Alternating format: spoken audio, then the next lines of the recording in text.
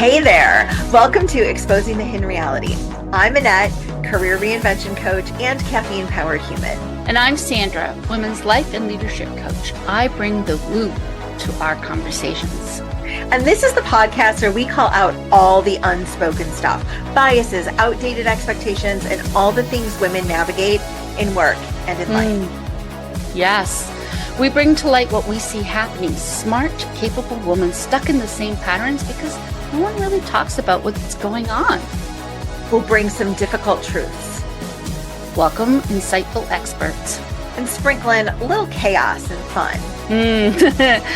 It wouldn't be us if we didn't, right? It's true. So whether you're walking the dog or tuning in during your commute, we're glad you're here.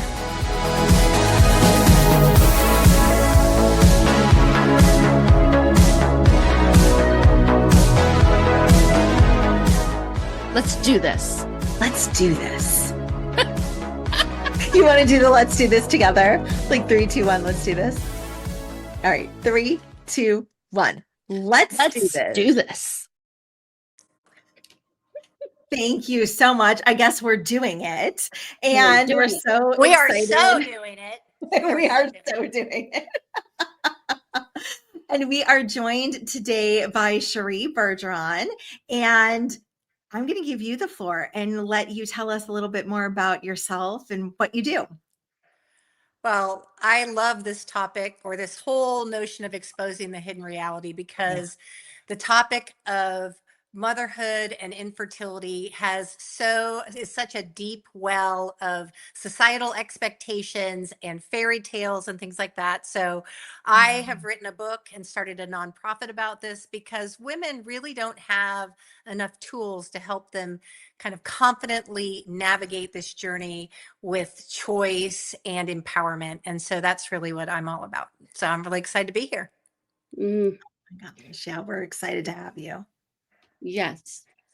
And one of the things that I think it's so important for people to recognize about this topic is how pervasive it is. Can you talk a little bit about any statistics around infertility?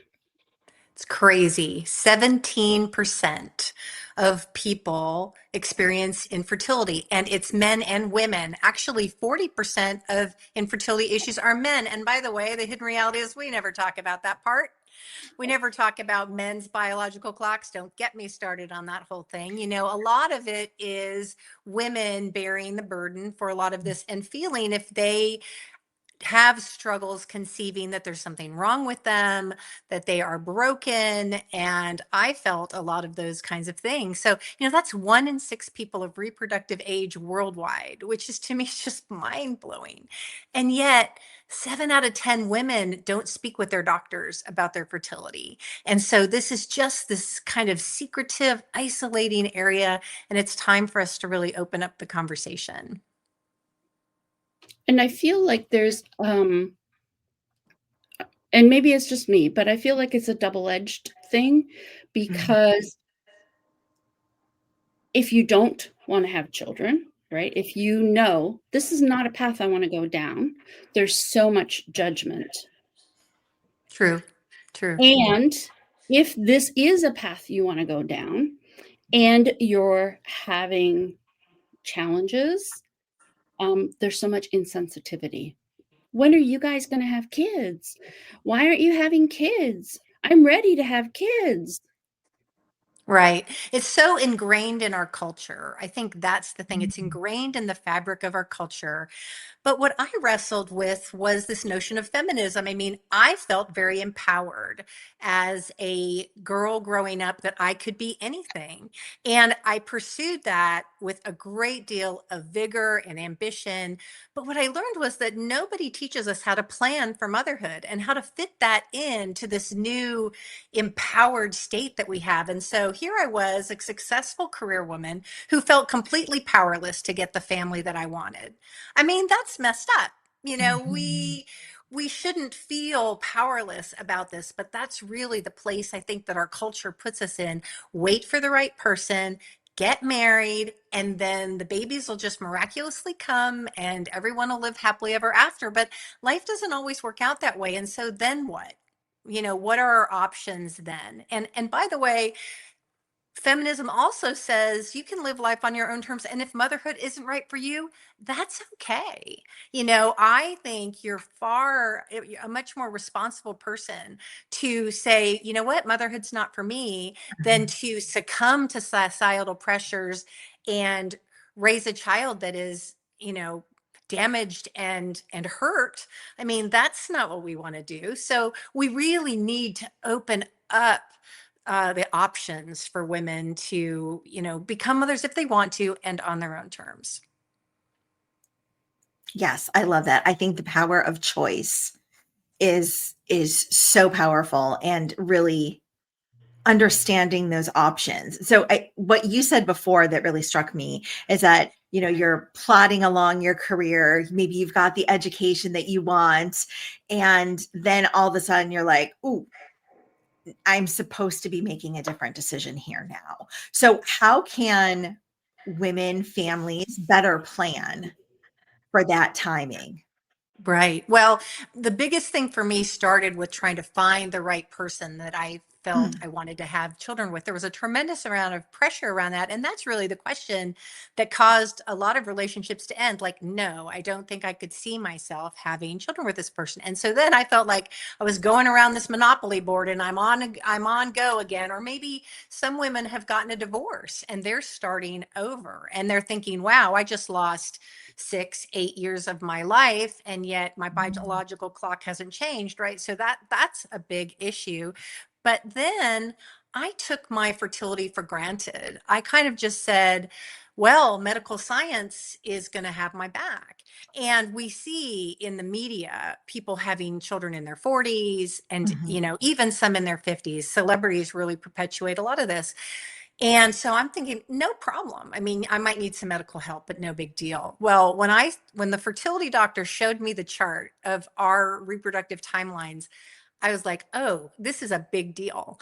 And the fact is, our fertility starts to decline at age 30, and it really starts to take a deep slope at 35. And so when I was sitting there at 40, my options were very, very limited. And I candidly was shocked. I was like, how did I miss this? And so I don't want women to miss this, And so what we can do is we can ask our doctors about our fertility really in our 20s. Right. We can plan intentionally and learn about the various options to motherhood, including non-traditional means. And then we can really believe that we don't need to be stuck in that traditional fairy tale, that we can write our own, one that suits us and that brings the happiness that we deserve. Yeah. Mm-hmm. So the women that you work with, Cheri, what are some of the things that you help them with? Well, I think we don't have any kind of fertility education in school, right? So probably the biggest message that we get as women is don't you dare get pregnant. I mean, that's the thing, right? And then all of a sudden we're supposed to flip a switch and be like Mother Earth, and Yes. just this prolific womb. And so the fact is we need better education about these things. So that's one of the things that Cheri's Choice does, which is the nonprofit I founded, is to really provide that kind of information that women need about fertility timelines, about even exploration. Do I want to be a mother? Am I ready to be a mother? Those kind of things without the societal pressures, but really an honest introspection about that. And then what are the options? For me, I used an egg donor. And I was shocked to learn that if I, at 40, used a 27-year-old egg donor, then my odds of a healthy pregnancy were the same as hers. I had no idea that quality of the eggs made that much of a difference, that I had my children at 44 and a month from my 47th birthday using egg using donor eggs. And I had my son, almost 47, a perfectly healthy pregnancy. And so, that has trade-offs to it, right? Because we're taught, well, biology is the most important thing. Well, that's another lie that society teaches. There Mhm. is no difference in terms of my love for my son, even though he doesn't bear my genetics. In fact, I didn't pass a few things on that we have in my family, so there's sort of a give and take of all of that. But the fact that it gave me the opportunity to experience motherhood in its fullest and to have a healthy child is a wonderful option for me. So women really, my point is that women need to plan for motherhood the same way we plan our careers. And society doesn't tell us we need to do that. And so we need to claim that power ourselves. Yeah, I think that's extremely, extremely insightful and some things that I didn't know. So, when should women start thinking about this? Like, what? Because, right, you're going along, you're building your career, you're probably in your mid 20s by the time you even get anywhere in your career. And then the light bulb goes off like, oh, maybe I want to think about this. But the American way has sort of been to slow down childhood and elongate our youth. And then all of a sudden we're too old for something and it's never even dawned on us to start thinking about it. So Right. how can we get better? How can we have those conversations with friends, nieces, our own kids if we have them? Well, my passion is to bring this kind of education to colleges Mm, because I correlate this with sex education. We teach kids sex education when they are in middle school, for example. right. We're teaching them before they need it. And that's what young women deserve in college, to know the fundamentals of fertility before they're even really thinking about it. And so that is one of the missions of Cheri's Choice, is to go out to universities and to team with those colleges to bring this kind of curriculum so that women are just carrying that through with them. That doesn't mean you have to freeze your eggs at 25 or something, because again, that would be sort of an overcorrection. Everybody's experience is unique and you need to be true to yourself, but at least you would have the information and say, okay, well, I now know that 30 might be a key age for me to consider this if I feel really strongly about having children that are genetically mine. And that is a good piece of knowledge to have. So, I mean, I think we really just need to bring that knowledge in so that women are equipped to make choices that best serve them. Mhm. Mhm. Yes. So a little personal reveal. Oh, here it is. I've been waiting. No, I've been waiting. oh no, there's lots, but Oh, okay. but Good. but I'll titrate it. How's that? My children were also born using donor egg. Yay. Yeah, Okay. they are genetically my husband's children, but they are not genetically mine.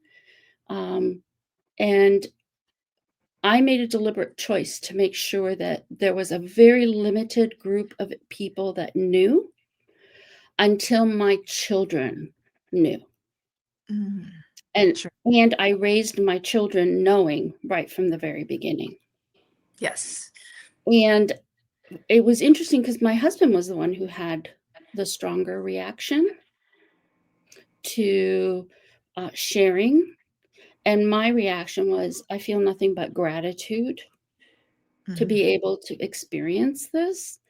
Right. And I, no scenario that I played out kind of suddenly miraculously made them turn 19 and I could share this information with them. Like, it just felt like a lack of trust, rather than growing up with the knowledge that you were wanted so much that That, I oh, took extreme yeah. measures You to are make hitting on a very key topic, because I think, again, this goes to the shame piece of things. mm, There's fear that says that somehow I'm less of a mother, or that my children will feel differently about me.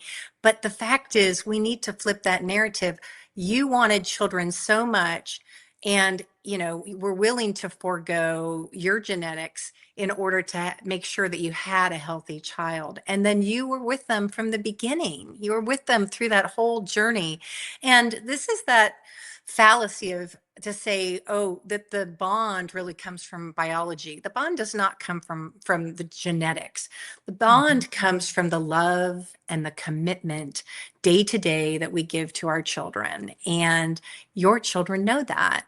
And the other thing that you did exceptionally well is to be transparent, because when we withhold information, there is a sense that maybe is there something to be ashamed of? Is there Yes. something that is wrong about this? And really, there was something just incredibly right about it. And so I love that you were transparent about that from the beginning. The research I've seen says that that is the healthiest way to, to share information age appropriately, but Right. freely.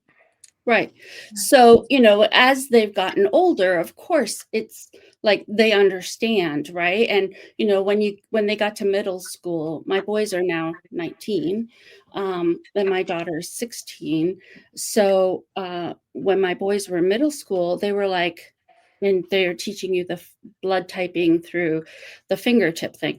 That's when they were like, oh, okay, I understand this in a completely different way than I understood it before.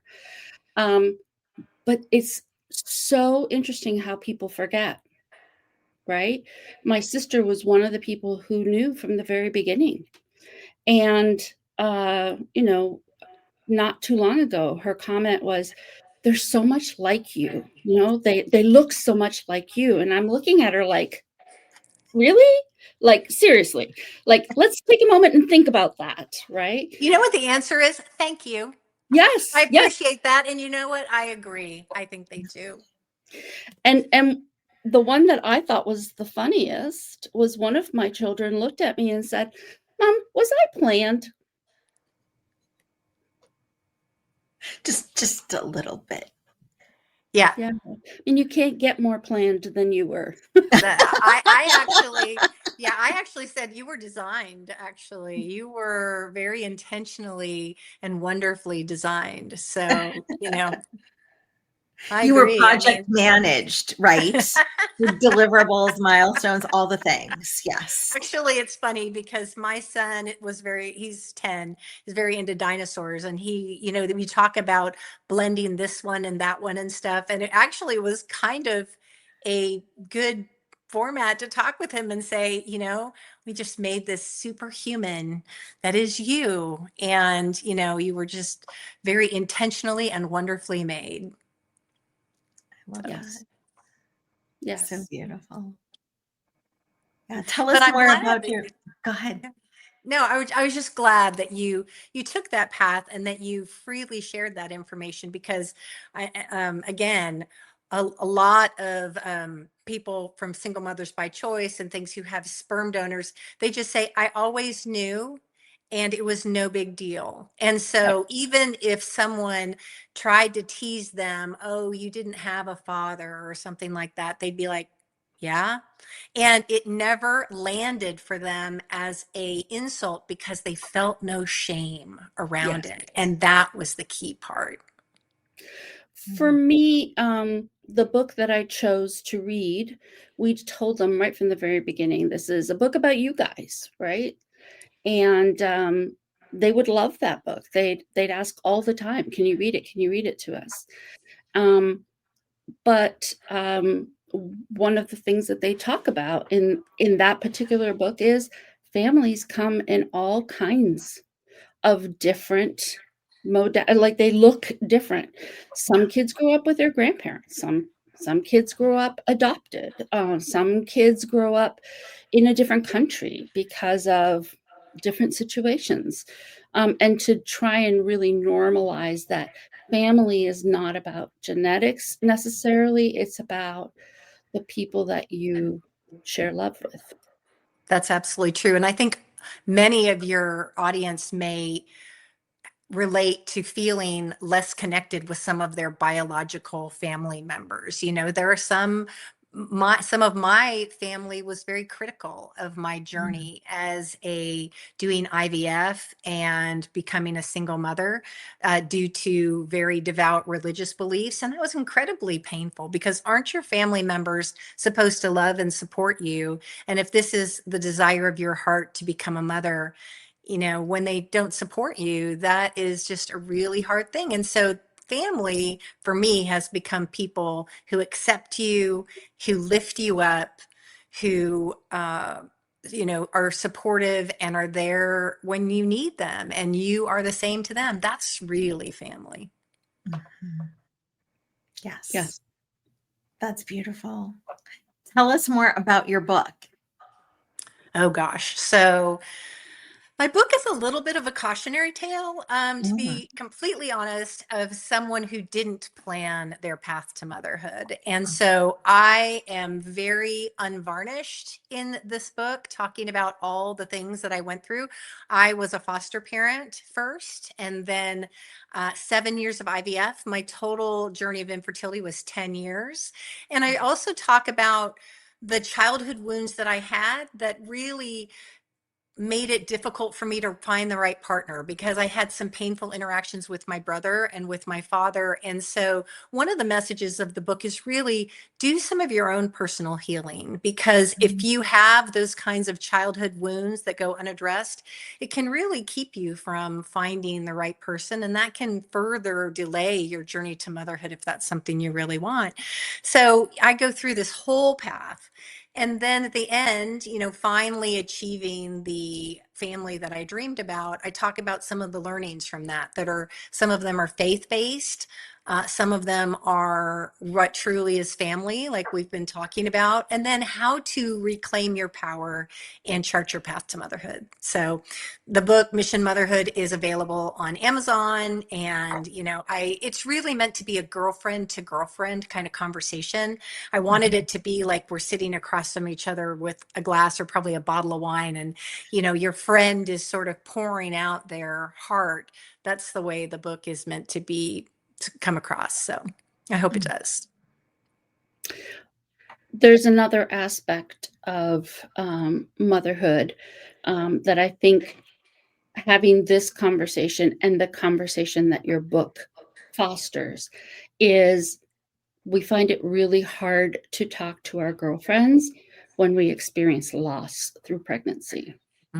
Yeah, loss is, infertility in general is so isolating because there's so much disappointment. Even if you don't have a tangible loss like a miscarriage or losing a child that has been born, all the disappointment of, I say that I used to measure and plan my life in 30-day increments, and you'd feel so Mm. hopeful. And then a few weeks later, your hopes were dashed and you were devastated. And it's hard to find friends that will fully go on that journey with you. And particularly if they have children and it wasn't a struggle for them. It's hard for them to relate. Sometimes I think friendships can get fatigued by Mm. things like that. And that's why I think it's really important to have other sources of support, including communities that are out there around for infertility support or single motherhood by choice and things like that. Because I have found that our friends and our family can't always bear the full weight of what we're going through. And it's really difficult if you hold it all inside. That can be devastating for your mental health. So finding those avenues where you can share some of that struggle, I think, is so important. So important. And sometimes you need a place to go and talk about what's happening um, with a person who's not your spouse.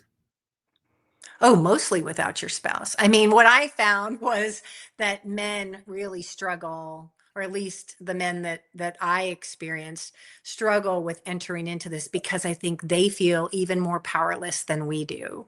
Mm. And their job is relatively easy, in an IVF situation. they just go into a room for a few minutes and wow, your contribution's done. And meanwhile, we're getting blood tests and injections and hormones. And I said, I think I shoved everything but the kitchen sink up my hoo-ha at one point or another. And so, our partners have a really hard time, I think, fully relating and being able to give us all that emotional support. So true. Yeah. In fact, I kept the needles. Oh gosh, really? I did. I kept the needles deliberately and by choice because I was fully prepared for my teenagers to say, like I said to my parents, "You don't love me." Because I was going to pull out this giant needle and say, "Oh, yeah? Let me tell you about how much I love you."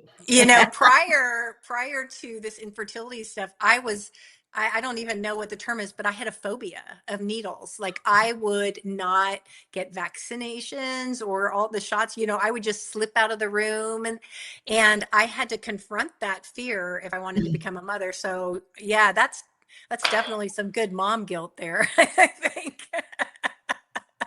I never had to use it, but man, I was ready. I'm like, I'm totally keeping this. That's good. For me, I use my C-section scar. That's this is how much I love you. They cut me open. How can you say I don't love you? Oh my gosh, I love that. So you can't argue with that. Now eat your broccoli. Yes, exactly. Clean your room. All that for some broccoli. Good to know, Sandra. Good to know. Hey, I own it. Yeah, no, I completely understand. So what would you tell someone that's going through this experience right now? What I would tell them is that there's hope. Mm. I think that was the hardest thing when I was struggling, that you could feel like someone saying I don't deserve to become a mother. Maybe the choices that I've made, the mistakes that I've made disqualify me from being a mother. And yet I had this strong desire. And I just want to say that if you feel deeply in your heart that you're meant to be a mother, there is a path for you. And it probably won't look the way that you imagined. But if this is something that you deeply want, there are options. And I just want you to know, I really kind of just want to give you a big virtual hug if you're going through that right now and just say, seek out support, whether it's me or someone else. There are fertility coaches out there, or again, Cheri's Choice. You can direct message me on LinkedIn or on Instagram, and just get information and really think about. You have to sometimes be flexible about your path to motherhood because there may not be a full range of options, but there are absolutely options.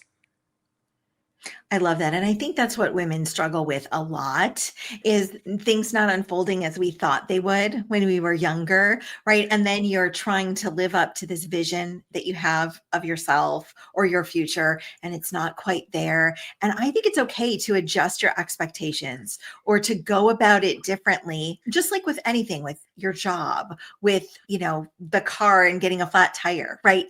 It's okay that you have to make a change along the way. That doesn't make it any less wonderful, and it That's doesn't right. make it any less worthy going through the experience. That's right. And that's why I talk about rewriting the fairy tale, because I got my happily ever after. I got the family I always wanted. I have all of this love. I've gotten to experience motherhood, but it didn't look like the traditional fairy tale, but it can still be beautiful. And so I just want your listeners to know it can still be beautiful.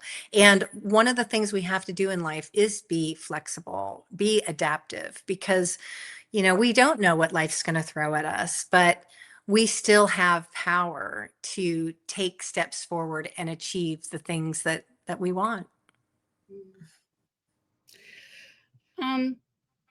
Something that I was thinking about while you were sharing that is sometimes our girlfriends who have children feel uncomfortable when they know we've gone through an experience that is not their experience. So, what do you think is most important for both of those parties to know and understand? Well, I always say, lead with love and transparency. So I think having an honest dialogue about that.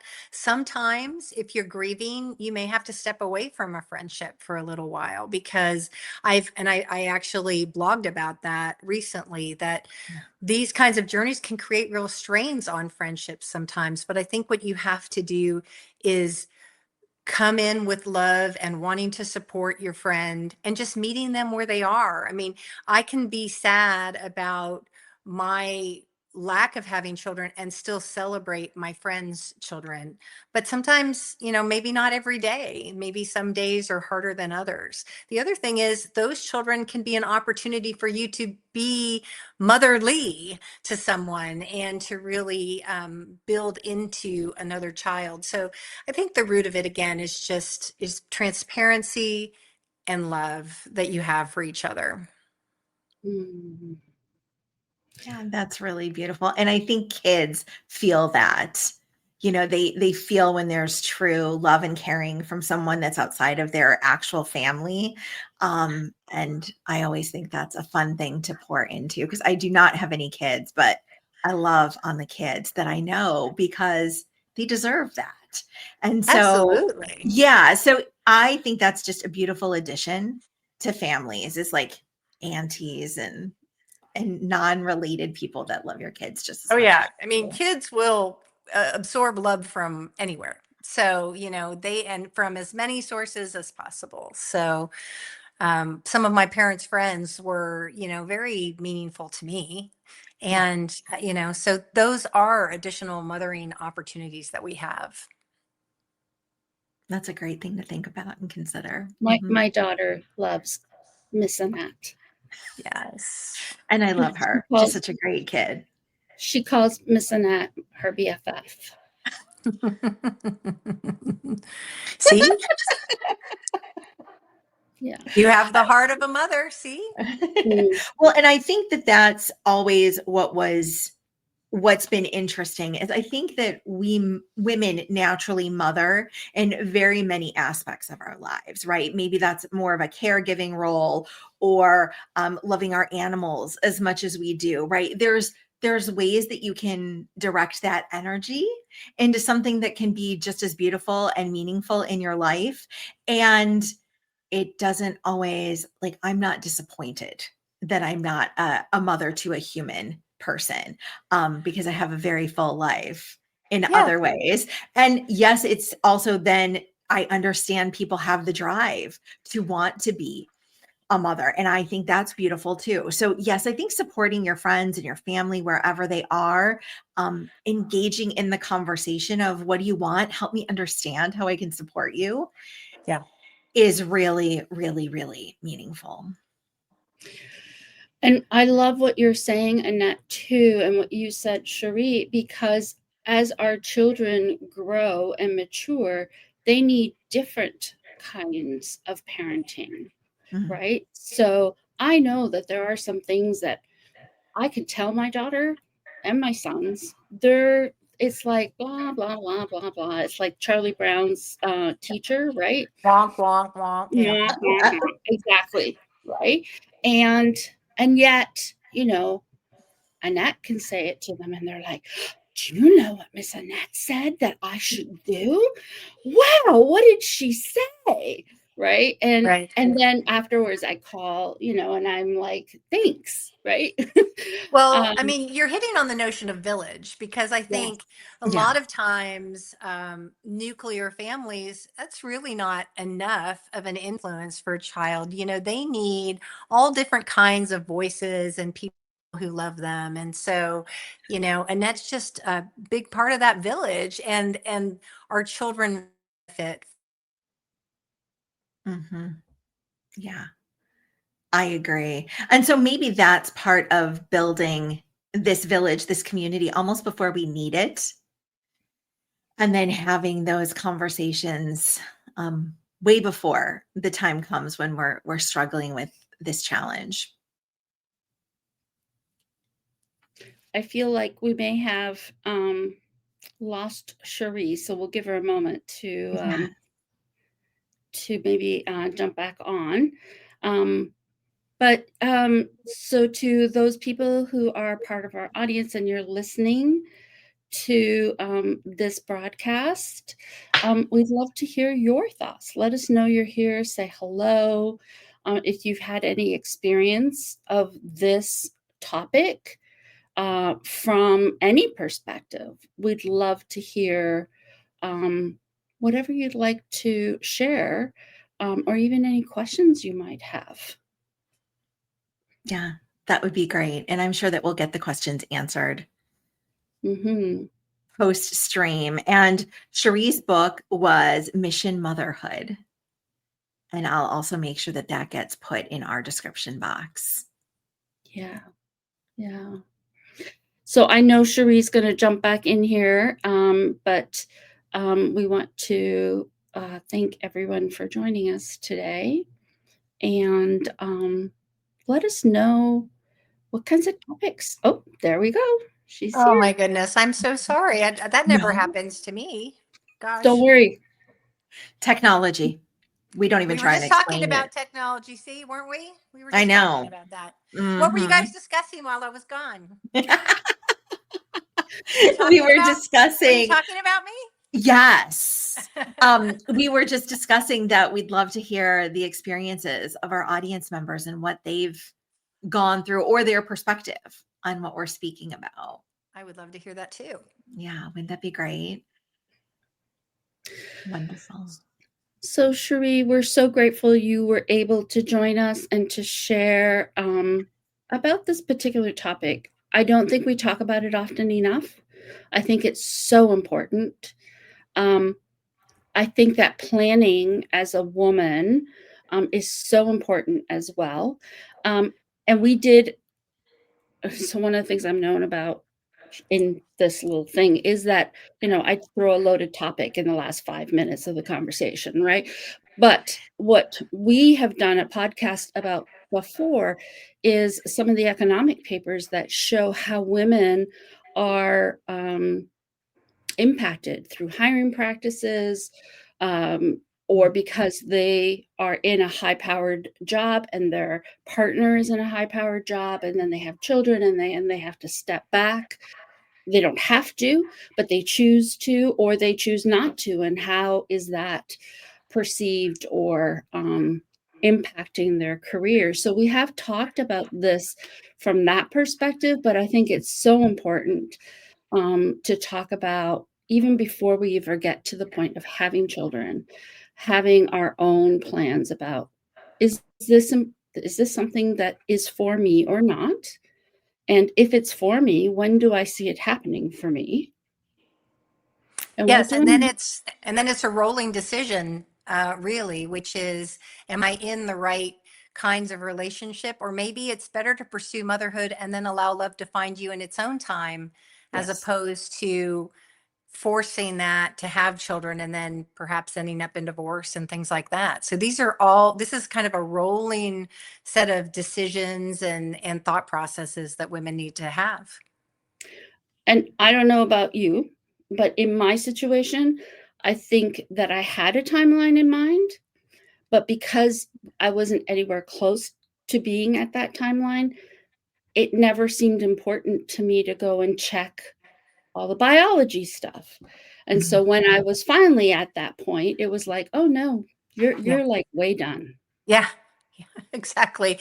I remember being very shocked by that. And there's this chart that I'm happy to share with people. It's on my blog, and I can share it with you for after the show, that really shows what those odds are. And I think that's something, again, we need to get in front of young women when they're in college so that they can understand this. They should memorize that the way we memorize our multiplication tables that I'm teaching my son right now, because you need to have that information so you're not blindsided. Yeah. Information is power. It is. Mhm. Great. So how can people get in touch with you? Cheri, what's the best method? I'm on LinkedIn, Okay. also cheribergeron.com.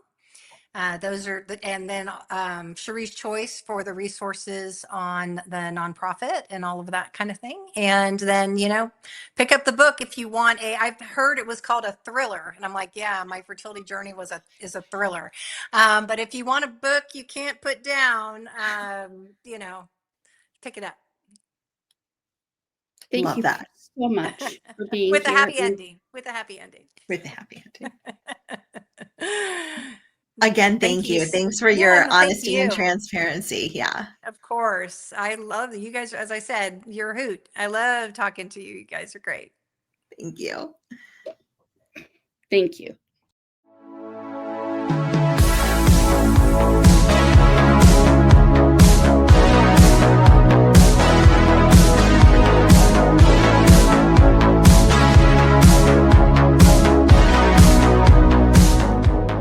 That's a wrap on this episode of Exposing the Hidden Reality. If something hit home or made you snort laugh, tell us.